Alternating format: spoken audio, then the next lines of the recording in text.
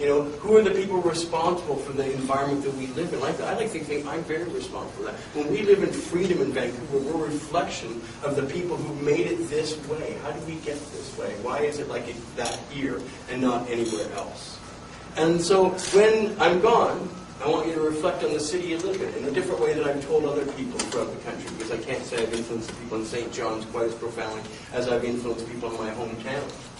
You know, and yet at the same time, my wife will have to struggle with getting the city council to give us a business license because I have a conviction for passing a joint 5 years ago. You know, we've had to go through all this horrible inconvenience and enduring this ridiculous bureaucracy threatening me with my livelihood being taken away from me. I feel like saying, are you kidding me? This city council owes me more than anyone else in this whole city for the reputation you've got with tourists, for the money that comes into this province through marijuana, for the fact that British Columbia's primary product is known throughout the world as marijuana before anything else. That's all me.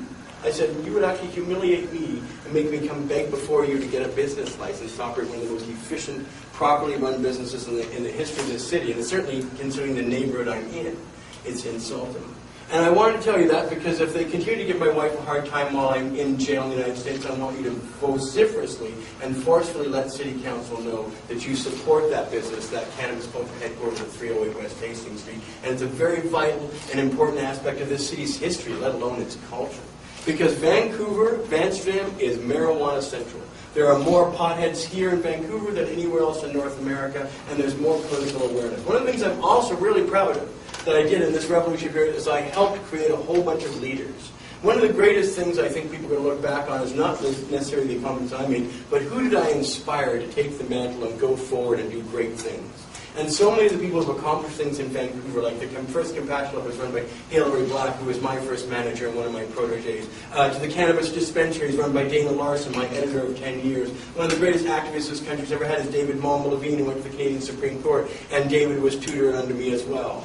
And so on it goes from the people who run Vancouver Seed Bank Terra, worked for me for years, and most of the major aspects of our culture are people who saw my example in the 90s or worked under me directly and are now leading things all across this country. So I'm doing a little boasting here before I segue into the other aspect, and that's I'm going away for a long time, and it's hard to imagine having this baby, this thing cultivating, this overgrowing of government, this revolution I've been doing for 20 years, kind of like now in your hands, and in my wife's hands, and in the hands of other people. Because we're an incredible group, but we're maligned, in spite of, it's just fantastic. For example, you know, you're never going to get Alzheimer's disease if you smoke a joint every day after the age of 52. It's pretty fantastic. You know, and yet it's really relevant to me because my mother died of Alzheimer's disease last year, and she would not smoke marijuana once because her doctor didn't tell her to do it, and so she wouldn't do it. So she died of Alzheimer's disease. But you know, we're a special species of human beings. All mammals have a cannabinoid receptor, like bears and deer and dogs and cats. They get off on cannabis. If they eat it and consume it, their body will feel good.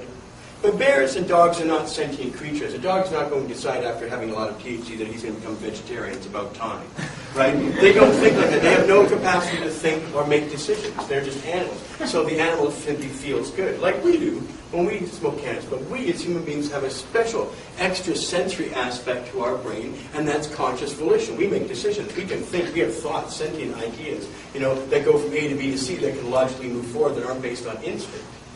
And that, of course, is ultimately the secret of why marijuana is illegal, too. And we'll get to that. But we have a cannabinoid receptor in our brain. And it's true, if you don't use it, you will lose it. And that's what happens. We get Alzheimer's when the cannabinoid receptor in our brain begins to wither away.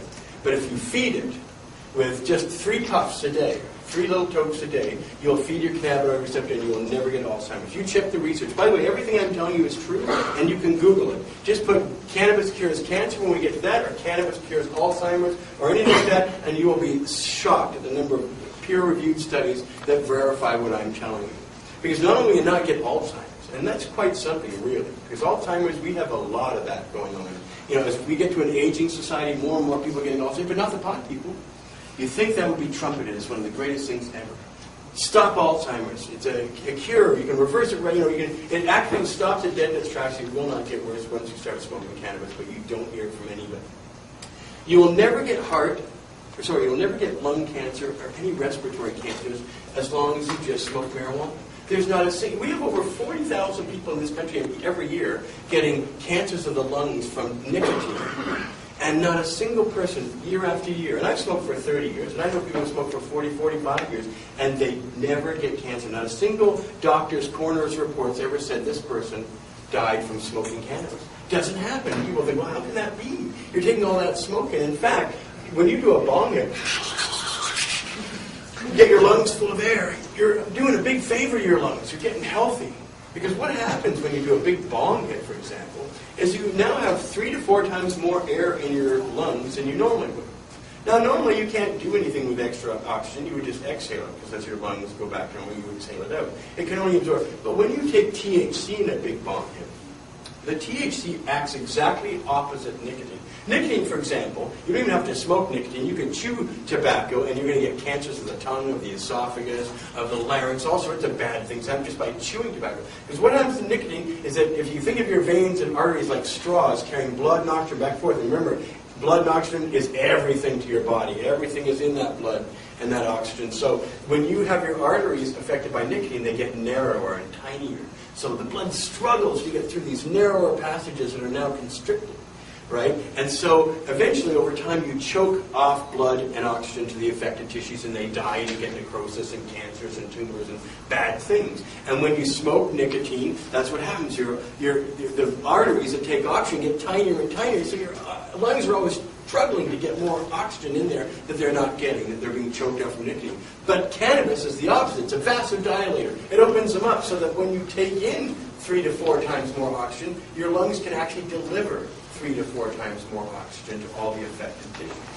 And that's why, if you're smoking marijuana regularly, whether it's bong hits or through a vaporizer or joints, you're never going to see your lungs darken to the degree that you're going to get cancer. Because what happens, not only are you getting lots of oxygen and keeping healthy, but then the THC goes across all the cells of your lungs and attacks and shrinks, actually shrinks, and reduces the size and breaks them up of all cancerous tumors, old tumors, necrotic cells, and dead cells. So basically it's eating away at these cells that are not healthy, crunching them down, and then you exhale them or expectorate them. It's the most amazing thing. You're never going to get Alzheimer's as long as you smoke after 52, and you're never going to get cancer of lungs and of the respiratory system. But there's more. Look at the people. We've got an epidemic of Crohn's disease today. It's kind of a bowel wasting syndrome. Every single person with Crohn's disease swears that marijuana calms their bowels down. My friend Michelle described Crohn's disease of eating a bag of glass and then going to the bathroom and trying to get it out. Right? She's hurtful, bloody, painful, and it ultimately takes years off your life.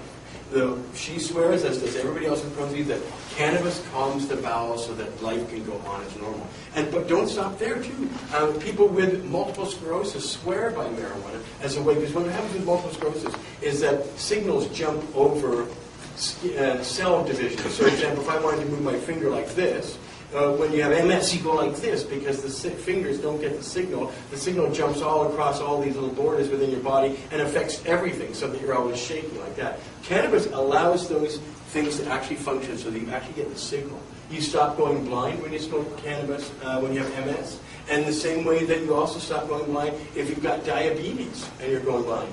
And cannabis has an amazing potential to help people, to cure people, to assist people with devastating ailments. And I see this time and time again from people with spasticity, from epilepsy, to depression, to fibromyalgia. I've seen people swear by the benefits of cannabis every day of my life. Now this gets really interesting because, wow, we're talking about how awesome it is medically. Why would such a thing be illegal? Why would we be hunted down like animals for stuff that's clearly good for us? Now that's a really interesting thing because everything that's legal is going to kill you. But the one thing that won't kill you, and believe me, there's almost nothing in nature that won't kill you. Right? Everything can kill you if you consume it the way I've discovered it, except cannabis. You could not eat or consume cannabis fast enough to kill yourself. I've never seen anybody pathologically have cannabis as the cause of death. It's never. I've always waited for it. Because if there was one example of somebody who got cancer of the lung from marijuana, every government doctor would have that holding up in a big poster, would be everywhere, and we'd see this kind of thing all over the place. But there doesn't exist any such thing in science or nature. There are no people dying of marijuana. And look at what's legal. Alcohol. Alcohol is promoted, it's legal. You can buy a bottle of Jack Daniels and it will kill every single person in this room if you drink it in 24 hours. And there's not even a warning on Jack Daniels. There's not even a warning on a bottle of alcohol. If you consume this, you could kill yourself. Happens all the time. 12,000 people die of alcohol in this country every year from out-and-out alcohol toxicity. Not to mention all the people that kill themselves in cars when they're drunk, that get into fights when they're drunk, that draw a gun when they're drunk, that get into bar brawls when they're drunk, that hit their wife when they're drunk. I mean, alcohol is implicated in so many major violent crimes, and there's not even a warning on a bottle that if you consume this in 24 hours, you'll be dead. Now, the funny thing is, there's actually stuff under your sink, like Drano, that's got skull and crossbones on it. But who the fuck's drinking Drano? Nobody. Nobody's drinking Drano, but there's warnings on it. It's right under your sink, but nobody. I haven't read since the 1960s somebody drinking Drano by accident.